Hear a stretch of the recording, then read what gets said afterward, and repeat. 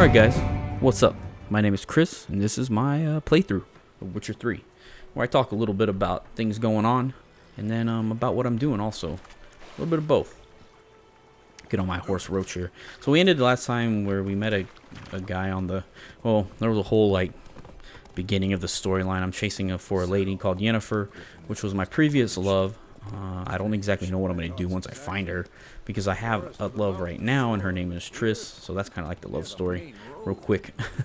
And I'm headed towards White Orchard, because supposedly there's a bar or a tavern here where a lady might know something, based off a guy we just saved from a griffin. So that was previous episode. So let's see what we're doing. So, oh, okay, cool. So it was kind of like Skyrim here, or, yeah, Skyrim, or any of the Elder Scroll games where I shouldn't beat up on people without a reason.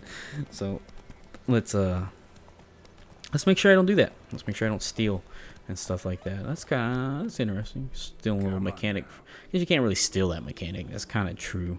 It's kind of been true since like the Baldur Gates era, where you can't really just jack people's stuff. Makes sense, you know. In other RP, like in JRPGs, where you can just go in people's houses and steal their potions and stuff. They don't even care, you know. So that's interesting. Got that mechanic in here. Just make sure I remember that, because I have a tendency to just start sneaking. I did it in Pillars of Eternity, where I just sneak there. I don't know. I play a lot of JRPGs too, I guess. So every tavern in every game, like any game, the tavern is like the scumbag of the earth. Like, I guess that's just kind of the nature of it. But I just one time want to go to a tavern where like it's just nice, like peaceful. There's nothing going on there. You know, every one of these games is always like shit people here. Oh, this guy's so pissed about Temeria. Look at him. He must have been a Temerian lover. So that coat of arms on that shield, I guess, is Temerian. There's a lot going on. So really the three big countries you should know about is Temeria, Redania, I think is what the other one is, and Nilfgaard. And Nilfgaard's the one you should hate, or the one that the story makes you hate, or makes you want to hate because of the things it does.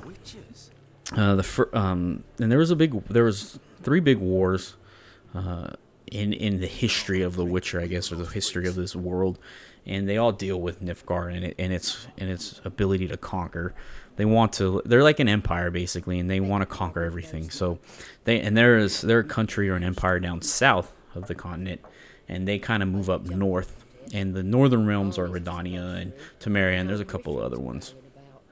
But let's see what this lady has to say before I delve too much into the history of these wars, and we'll talk about those. And that's probably what we'll talk about this episode. It's really just the wars, and I'll try to figure out what I'm trying to do in this game right now, because I don't know if I'm going to reach any action. It still looks like I'm going to be getting a little bit of storylines. Looking for. Oh, I thought this said looking for women. I was like, really, already, game? No, that's looking for a woman. So that's the quest line. That's your answer to your quest line to proceed it. You know the way I am. I like to look at the lore and all that stuff. So I will try to exhaust the dialogue with people. Sometimes I won't. Don't get me wrong. There will be times when I skip stuff because I look at it and I'm like, that's not going to help me or make me want to really... I don't really care about that. So I may skip things like that. But for the most part, I usually exhaust dialogue with everybody. Just to hear things. You know, you get a little bit of information here and there through dialogue. So I like to understand the game I'm playing. You know, delve myself into it. I paid $60, so I might as well enjoy the storyline. I actually paid a lot for this one because I ended up paying $120 because I bought it twice. One for PC and one for PS4. So I'm definitely going to take my time reading all this shit so I understand what's going on. And, you know, it kind of helps me figure out exactly who's who, what's what, and where I want to go. But let's look at this shop. Go in here and check this out. Looks like my stuff's on the left, so that's good. So I can sell stuff easy. Oh, I see cards. Does that mean there's a card game? I'm already gonna assume that there's a card game. So in the previous Witchers, there were dice games, and there was like a fight club kind of thing going on in the previous Witchers. And they actually had quest lines where you had to like seek out people to beat up or dice players to play. And at the end of the game, if you find everybody and you do all the quest line, you know, get an award and all that stuff. And you complete that game. But in Witcher 2, I think you end up becoming like the king of chess, or not the king of chess, the king of dice playing, and then you beat up everybody. But I don't know if they're going to continue that here in this game. So I guess they took out maybe dice and kept cards instead. The dice game was really like a poker dice, kind of Yahtzee-esque, I guess you can say. But I think the first thing I'm going to buy, if I buy anything, is going to be some food, because that kind of brings you health. Let's try to find the cheapest one here. 5 seconds of HP, so use these things. I don't know how I got 9. I swear I just bought 5, so okay, I got 9. Math is good. I don't know, maybe I had 4. Oh, I did have 4 already, didn't I, before? I guess it just wasn't in my inventory, so when I finally bought it, it shows up. I don't know. It's interesting. So let's proceed the quest. Maybe. At least figure out what's going on. She has violet eyes. I didn't know she had violet eyes. She didn't look like she had violet eyes, but I guess. Cool. So when I was playing, I don't know if I said this before, actually. This is the PS4 version. So if you notice that there's some kind of graphical differences from the previous episode in this one, it's because of that. This is the PS4. Previously, I was paying it on PC, and that's what I was talking about, that I spent $130 some or whatever on this game. The reason why I switched to PS4 was, the sole reason is because it's just easier to record with, and to do dialogue on, or audio, way easier than PC. At least for me, anyways, it is, because all I have to do is just start up my HD PVR or whatever my recording thing is for my PS4, and then all I got to do is just talk. While on the PC, it's a little more difficult, especially if you got to have a really, really good PC, I guess, to record and to play the game at the same time, which I have and I was able to do. It's just a pain in the ass. So I was just like, instead of messing with all that, I'm just going to do it like this. Enough of that, though, of that technical crap. So look at these paintings on these walls. They look really... I guess they're like wallpaper for the place instead of just being plain boards. It's kind of colorful. I like it. It's interesting. These peasants are probably going to be assholes, so why not talk to them and see what they are? More than likely, they're either scared of you or they hate you. It's rare to find one that actually cares. Usually the ones that give quests out won't be mad at you because you're going to do what they want you to do. Awesome. I guess I got Jedi powers. That's pretty cool. So I can use Axie to I guess force people to say what I want. Jedi mind trick them into telling me what I want. Damn it! Was I able to do this over here? I don't know. I don't remember if I was able to do this Witcher 2. To be honest, now I can't. I think I was. There's other options too later on. If it's the same way, I think you're able to actually do this in Witcher 2. Man, I can't remember that game very well. That was a long time ago. I can't believe I remember the story more than anything. And so I can't remember anything about the game but the lore. That's why I delve into those dialogues. I will remember that stuff. I don't remember what I did or how I got to it, but I'll remember what the game was talking about in this story. Oh, shut up and sit down, dude. So I totally Jedi mind tricked him. He even had the hand wave. It was like almost... The only thing different was there was a sign that appeared. Other than that, I wonder if he got to see the sign. I wonder if everyone can see it, or is it just kind of there to show you that's what you did? Or is that something that actually floats there in the air? I don't know. I don't know. So, about these wars, let's get back to that. I guess I'll go talk to this scholar, and he'll probably have a lot to talk about. And you can listen to you can read what he says, or if you can hear it, listen to what he says. If you can hear him over my voice, which I don't think you'll be able to, but if you can, you do that too. But definitely read what he has to say. He's probably gonna have some stuff to. Oh yeah, especially since he's contemporary history. He's probably got some stuff to say. Interesting things that you might want to remember. But while he's doing that, I'm gonna talk about these 3 wars that technically happened in this area. And Witcher 1, I believe, takes place after the 2nd war, but before the 3rd one. In Witcher 2, you actually partake in the 3rd one. In a way, you don't really fight in the war, but you partake in Lochmoon, which you'll find. I'll talk about here in a minute. So the first war is really this. It's really the beginning of this empire called Nilfgaard, way down in the south, that want to come up through the north and just conquer everything. And they kind of take some northern countries or states or whatever you want to call them out first. And then what happens is the final battle in the first war is called the Slaughter of Sintra. And the reason why this is so important, the reason why I'm talking about it, is because the Queen of Sintra was Queen Calanth. Now, if you go look up these names, which you can, if you go look them up, they got 50 letters or 50 words in their names. But to shorten it down, it's called Queen Calanth or Queen Calanth. I don't know how to really say that. The reason why she's important is because her granddaughter is Ciri. And Ciri is that little girl we saw at the beginning of this game with the white hair.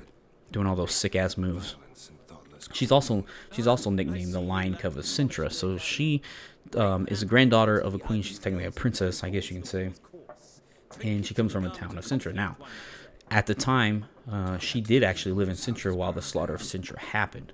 So what is the slaughter of Sintra? Well, what happened was Nilfgaard marched its way north, taking over pretty much everything, and it got to the town of, I guess you can say, city of Sintra, and basically the Queen Callanth retreated back to the capital, if I remember right, and she kind of locked her counterparts and everybody up so that they can't be attacked as much as possible. Well, since Nilfgaard sieged them anyways, it took about, I don't know, like 5, 6, 4, some amount of days. It wasn't very long for a siege, I don't think, back in that day. I don't think that's a very long siege. They basically break in finally. The reason why it's called the slaughter is because what ended up happening is the people of Sintra basically all killed themselves. Like the women, I think, killed the children, the men killed the women, and the men killed themselves. Well, the queen was like, someone kill me. Oh shit. Card game. I got so wrapped up in what I was talking about. I was pressing X and reading. I was trying to read what was going on, talking about what I'm talking about, and then now I'm in a card game. So let me figure this out. So just remember, a bunch of people in Sintra died. We'll end there, and we'll look at this card game real quick because I need to know how to play this if I'm going to play it for the rest of the game. So, all right. So you got soldier. Okay, so the point is to get the most amount of strength. That way you can beat your opponent in battle. That's what it looks like. There's different types of, there's close range and siege. This guy's a siege. He has a special ability, so he grants +1 to all units in the same row. So he can buff. He's a buff guy, but he's only worth 1 strength. So he's good to have. You have, I guess, need some more strength. This is special. So it's a weather card. It's special snow. It does fighters. I guess that's wind. It does archers, and rain does siege. I guess that kind of makes sense in reality, in real war, the cold kind of slows down the infantrymen. Wind would slow down archers because their arrows would go off. Kilter and rain, I guess, would slow down siege weapons because of being able to move them, I guess, really. I don't know. This is me making stuff up. Okay, so we have leaders. It looks like full test. It looks like I have full test. Let's see if I have. I don't know who the guy up at the top is, though. I don't know if I can look at his stuff. I don't think I can. Let's look at what I have, though. Who is this? How do I look at this? There we go. Full test. King of Temeria. It is natural and beautiful that a man should love. Oh, God. I can explain that. He's basically Lannister. He's basically Jaime Lannister. It's funny because that is like Jaime Lannister. Then you have Kingslayer. I don't know, this game.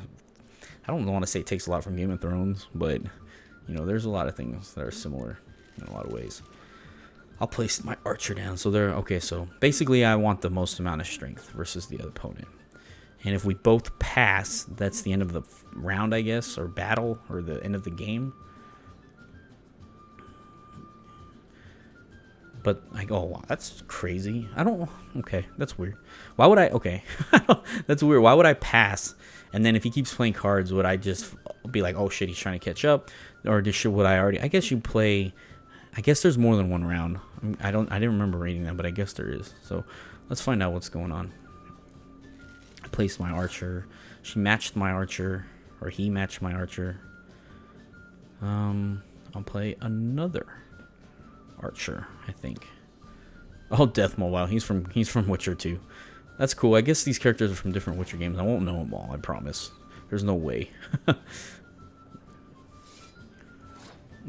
I'm horrible with names to begin with. Like if I went and looked up like Siegfried, I know that guy. I remember that hair. Not because of the peasant guy from the beginning of this game. I do remember Siegfried. I just don't remember. I want to say Witcher 2. I want to. But I'm not 100% sure. That's interesting. I like that. That's kind of cool. All the ballista. Yeah, I remember that one from every war game ever made. I remember that one. Just some soldier guy. See, I think. Okay, it looks like he's building up his front guys. Maybe. Well, we'll see. I guess after this turn, we'll see what he's trying to do. And then what I can do against it. So I have wither cards. I don't want to do that because I played out my ballista. So that's going to F me. But that I can play. If he keeps going infantry, I can play that. Because I don't have a lot of infantry. I have a lot of archers. And the only infantries I have are those two guys, and that's a 1 and a 5. Oh yeah, he's going big time. So yeah, keep that card in mind. And I will just end up, we're 22 and 16. It's pretty close. If I play this, I should make that 7 because of his buff. Sweet. I don't remember that guy. Like, at all. Like, 0. You know. Geralt, you got this. So I'm 29-18. I'm above 9 already. Uh-oh. Oh, no, I'm only... Okay, so... He's got a big inventory. I don't have a big inventory, so using this weather card is probably a good idea. That brings everybody down to 1 unless they have a buff. Looks like. Yeah, so his buff guys are still 2s. But even then, now I'm back up to being almost 10 over him. And now I'm definitely way... So if he passes... Okay, he passed. So if I pass this, ends this round. And all I got is that. Let's pass right here. Oh, what the... Oh my god. Alright, guys. Well, I'll be back here in a second. Jesus. Wow, guys. Anyways, back. Ready to play. I guess I'm going to play another card game. Because I had I didn't save, obviously, before that card game. Because you didn't see me save. It auto-saved, though, in the middle of the bar after I talked to the lady. So, I had to redo everything up to that part. So, basically, everything up to now was... I picked the same stuff. The game knew I was whooping that guy's ass. That's why I did it. It knew that I was way too good already at this game, and it was like, you know what? We can't have you being that good. So we're gonna F you and make you play it again. See, look. Oh my. See. Oh. It's such a dig. It knew. Now it knows I have archers. Now it's cheated. I'm counting. I'm calling it. It's a cheating piece of shit. The game failed on me. It was a piece of crap. Alright, anyways, I guess while this is going on, since I talked about it last time, I can talk about the wars. So, Sintra basically slaughtered themselves, right? And there's just big slaughters. So they call it the slaughter of Sintra. And Nilfgaard takes it over. While Ciri actually escapes because there was a black Nilfgaard knight. His name was Kahir, saved her. And basically rescued her from, let her run away or whatever. I don't exactly remember, but somehow she got away. She didn't die, and Nilfgaard ended up taking over Sintra, and that's kind of where the war ended there. That's where the first war ended. War 2, now we have Temeria and Redania are coming into play, and they actually, I think, ally with each other. Actually, the second war has a lot of history, so if you really want to go read about it, you can look it up. But the basic thing is that the Northern Realms basically ally to face Nilfgaard. And there's a battle called Battle of Brenna. And the reason why that's important is because that's really when Nilfgaard first loses majorly, and it's kind of a turning point in the Second War. And then after that, really starts pushing them back. The Emperor of Nilfgaard, by the way, is someone called Emhyr Var Emrys. I'm just calling him Emrys from now on. But that guy, because a guy, is the Empress of Nilfgaard, and he's he doesn't actually die. He's actually alive in this game right now. So, Battle of Brenna happens, push back Nilfgaard.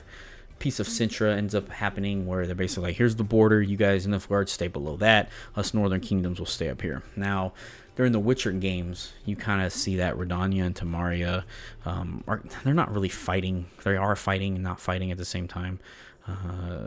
And Nilfgaard kind of stays to the south. I don't remember if there's little battles going on and whatnot, but there's tension that's definitely going on. Well, in Witcher 2, you see that at the end of Witcher 1, you see there's an attempt on the assassination of King Foltest, and he survives it thanks to the Witcher. In the beginning of Witcher 2, I believe you start out... See, I can't... Sometimes I don't remember shit. I'm just not going to talk about that. I'll talk about what happens. In Witcher 2, King Foltest actually gets assassinated. And he gets assassinated by a guy named Letho, who is a Witcher of the School of Assassins, or the School of Viper. And basically, you go through the game trying to figure out who he is. He ends up kidnapping Triss, which is your second lover. And you chase him down. And then finally, in the third or fourth act or whatever... I beat your ass, computer. I beat your ass. Suck it. Anyways, yeah, you can't debug the game now, can you? You piece of shit. You can't cause no errors. You knew you were gonna lose. So there are 3 rounds. So there's at least 3 rounds, and I won both of them. Yeah, I'm badass. Anyways, back to the point of Witcher 2. You chase Letho down. Finally, you realize that Letho was hired by the Emperor of Nilfgaard, Emrys, to weaken the Northern Realm so that he can actually come in and conquer it. So that's kind of what happens there. And at the beginning of this game, you can see that Nilfgaard has, looks like, conquered Temeria already, because that seems to be what all the guards are around here. I think maybe that's what that battle was at the beginning. And that's kind of where we're at right now. So that's kind of the whole thing that's going on right now. That thing about King Foltest and his sister, as I said, I will explain that, is that supposedly Foltest, or not supposedly, he had a lover, and it was his sister, and they ended up having a baby, and that baby is kind of disfigured and not great, you know, because of the incest that kind of went on. I guess that's what the game is trying to imply. So I don't remember the whole history behind that, but that's kind of what that means by the love of the sister and stuff like that. He ends up really liking another lady, and some lady starting with the letter V. I can't remember off the top of my head, but I think you can end up trying to save her in the second game. As one of the things, you can either save her or Triss if you go down one of the paths, depending on the path you choose. So now I'm going to look at these cards, since I know the card game and what sounds really good or really awesome. So let's check these out. So those just seem like, if I have that card, then it'd be good to have that card, because then it buffs each other. And this is Lord Commander of the North. Oh, that's cool. Clear any weather effects. That sounds like that'd be useful, because if I'm building up one level and they end up effing me, I can use that to clear it out. So that might be a good thing to have. Definitely, I actually think that's a great card. If you're playing this game, I would probably choose that card, because it seems very strategic in every way possible. So let's see what I can collect. It's almost coming up to the 30-minute mark. Let me go a little bit over, but let's see. What's this guy? Green names, I've noticed, are super important in these games. It's just different. They probably have something to talk about. Like this guy. What's he talking about? 2 schnapsies. Schnapsies. It'll lift your spirits. You know what? Sure. Why not? I'll have a drink. Let us drink. Can we cut to the chase? You see her or not? Oh, shit, he knows the name. His eyes like blinked and looked at him like, what? You know her name? Never mentioned her name. Yet you described her perfectly. Once I hear something, I never forget. Can't help it. All right, so you know her. I'm gonna call her Yen. Yen is like very Chinese to me. I don't know why. I know it's their money, I guess. Or is that Japanese? Japanese Yen? Yeah, Japanese Yen. My bad. My bad on that. Once a merchant of mirrors. I'm probably wrong. I'm probably completely wrong. I don't know. Now I'm all confused. Master of Mirror, huh? That's a cool. That is. How do you know Yennefer? That's a cool nickname to have. Master of Mirror, Man of Glass. It's interesting. The only way a humble merchant might hope to rub up against greatness. So this is some vagrant guy. We gotta remember his name, because he seems like he's gonna be someone I'm gonna meet again and again, possibly, over the course of this game. Oh, he knows who I am too. The Butcher of Blaviken. I believe that comes from. To your health. I'm trying to remember. Is that something from Witcher 1? I think it is. It's either something from Witcher 1 or something that happens before Witcher 1. Not 100% sure. I'll look that up. Is this about love? I'll look that up and talk about it. None of your Maybe next episode I'll talk a little bit about Geralt and his history and the stuff that he's done. Since we're already done talking about the wars, this one, to kind of set up everything that's going on in this game and why Nilfgaard is part of Temeria. Used to be King, by the way, Vizima used to be King Foltest's realm until he was assassinated. And that's kind of how they took over, weakened them up, like I said earlier. Black and white, gooseberries and yes, I know. This guy's a. Had a terse exchange with the garrison commander and raced off. Where to? So one of the biggest things on the PS4 that I've noticed is like this lack of like. Sometimes you'll see the drop of frame rate, especially when it gets close like that, or it gets onto a character's face. There's just this lack of frame rate that happens. Overall, it's fine. The controls are a little weird. It's gonna take a little bit to get used to, but that's how this game's always been. So it's nothing new. Let me see if I have to talk back to him about this, or can I just go after her? Or kind of, am I just free now into the world? And I haven't really actually looked at the world and seen how big it is yet, so maybe I'll have to check that out here in a second. Yes, that was more than a fiend. Who's Was that bastard's Drugan? name? Drugan. Drugan. May the soul lie light upon him. Monsters were bad, humans good. Yeah, I don't think so, dude. It's always been pretty bad. I don't think it's used to be this. Used to be Yeah, exactly. Thank you, Geralt. Do well not to point See, they're super old. I think I said this in the first episode, that Witchers kind of can just last for a very long time because of their mutagens. They don't die like a regular human. So that means what's his face, Vesemir, is super old. If Geralt's like near 100, that's insane if you think about it. Oh shit! I should have known. Damn it! done drinking. I don't want to kill these guys.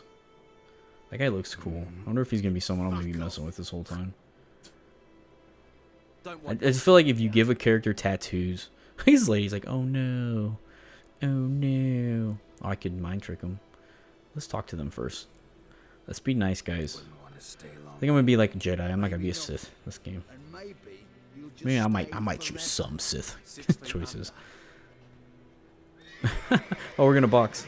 It's kind of, I guess, maybe I won't pull. I won't try to pull out my sword. I'll box him.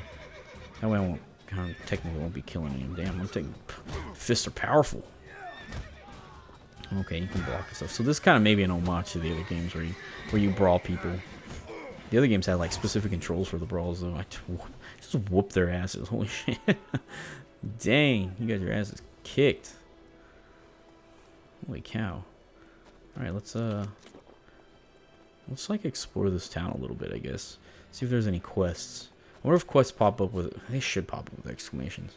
Oh, thanks. I already know that since you defaulted on me and busted. I know that you autosave. Oh, that guy's stepping poop. Is that what that's supposed to mean? I wonder if, yeah, I'm gonna collect some of these herbs. They're super important in alchemy. Potions are definitely worth it if you start like. It seems like herbs are everywhere, by the way. Like if I would take hours just trying to collect all these herbs, but you definitely try to get a little bit of head start on it because they are very useful in the game. Oh, there's a message board, I think, up here. I'm looking on my map right now. Yeah, my mini map. Sweet. Oh, here we go. Got all the. Damn, that's a lot of stuff. Monster nest. What? Place of power. I guess those are things out in the open. So they do have exclamation points, which is good. I'm just gonna pick all these up and not read any of them yet. Yeah, just pick them up. I was gonna think about reading them all, and then I was like, God, that'll take another like hour to read all those. So let's just go. Let's just get out of here. Devil by the Well. That sounds interesting. Let's go. Let's see what this guy has. Oh yeah, let's look at the world map. Let's do that. Let's do that first. All right, how big is this place? How big are we talking about here? I know this is supposed to be open world, kind of Skyrim-ish, I guess. Maybe. What's that most recent game that came out? Maybe more like that instead of Skyrim. Oh, Dragon Age 3. Maybe it's split up by areas instead of a continuously one big area like Skyrim is. So that is okay. So that's the storyline. So we don't want to do that yet because we want to do the town quests first, right? These question. Oh, so they're just locations. Wow, that's a lot. Holy shit. That's very Skyrim-ish. Damn, that's a lot of stuff I can find. I like it though. I like the open world. I don't know. This is gonna be hard. This is gonna be hard LP to do, but we'll try it. I won't like try to get everything, but I'll try to do a lot of this stuff as much as I can. Okay, cool. So you get to see all the places, and then okay, quests. We got to go through these things because if I don't know what the hell I'm doing, this OP's going nowhere. Okay. So collect them all is that card quest. We don't need to worry about that one. Missing in action is, I guess, one of the ones I picked up, and I picked up that Did I pick up like 500 things off that board? Where the hell? This is weird. Okay, what is this? I guess this is. Oh, I completed that. Oh, okay. So that was the tutorial. I was like, what the hell? The hell is this thing? I was gonna start reading it, but yeah, that's what this looks like for sure. All that happened in Carmoran. Oh, whoops. There we go. So this is. Did I pick up like 6 quests? What happened? Maybe I should have read those. Maybe some of them were just notes about things, or maybe they helped me find stuff around. I don't know. Now I regret reading them. See, this is what happens when you forget to read stuff. Hopefully, there's fast travel. I mean, I don't like sometimes fast travel. I like having it. It's worth it, trust me. Like in games like this, you should always have fast travel, even though it may break the game. Let's see what this guy has to do. So like I said, dwarves and elves and stuff are usually seen in bad light in the world. They're called non-humans basically, and they're kind of treated not well. Like I said, there's kind of a racist kind of world going on where humans seem to be, awesome compared to the non-humans. Sorry. They had to create some kind of tension because in the second game you see that tension, and the way you choose and what path you go down depends on who you side with. You side with kind of the humans, and the guy's name is Roach, or not Roach, Rosh, I guess, or however you want to say that. And you can go down the other side with the elf. So this guy's all pissy. He's all mad. I think this game has, I think, one of the better looking dwarf races in any game so far. They just kind of look cool. If I got to choose to create a character, I'd probably make a dwarf in this game. I don't know, they look pretty cool. There's not, when I think of like the elf race, I'm trying to think of like, it's definitely not Skyrim. I hate the way the elves look in Skyrim. I like the idea that they're trying to make them look different than any other game, but god do I hate them. Warcraft is pretty cool. I was gonna say World of Warcraft, but Warcraft in general, the elf race is very simple, right? It's what you kind of think of. But anyways, that's gonna be, I think, the end of this because we're coming up to 30 minutes. I try to make these episodes 30 minutes. So guys, thank you for watching, and I will see y'all next time in the next episode. So peace out.